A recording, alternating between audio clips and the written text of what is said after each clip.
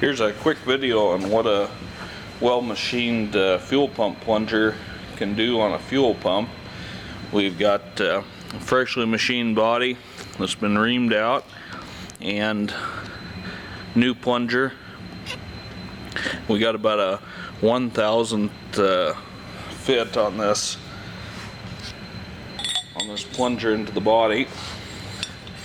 As you can see, moves real nicely, no tight spots. Yeah, falls right out.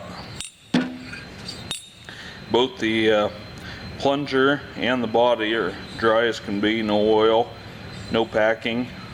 Eventually there will be a packing gland and a nut that will go onto the body. It'll hold a little bit of packing to give it an extra seal, but what's amazing is with that tight a fit, all you got to do is put your finger over the top and it'll hold. Take it off and it drops.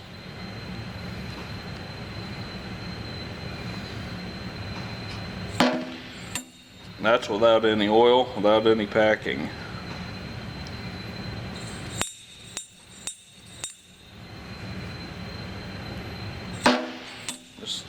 That's a fuel pump that pretty much you'll walk up to and it'll work every time,